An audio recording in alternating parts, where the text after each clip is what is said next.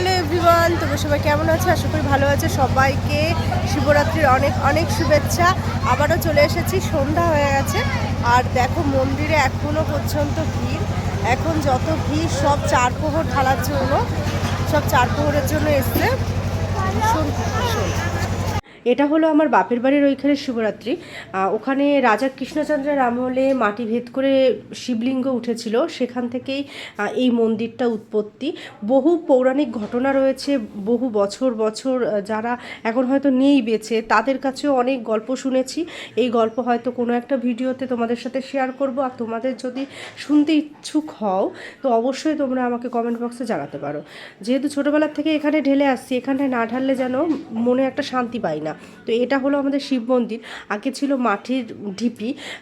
আস্তে আস্তে মানুষের ইচ্ছা মনস্কামনা পূরণ হওয়ার সাথে সাথে মানুষ দান করছে, সেই দানের টাকাতেই মন্দির আরও দিন বা দিন অনেক উন্নত হচ্ছে।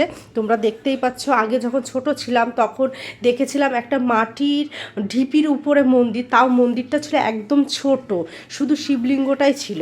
তারপরে আস্তে আস্তে আস্তে আস্তে এত এত উন্নতি, এত কমিটি গঠন, অনেক মানে মানুষের সাহায্যে আজ এত বড় একটা জায়গায় প্রতিষ্ঠিত হয়েছে, সবই ভোলানাথের আশীর্বাদে।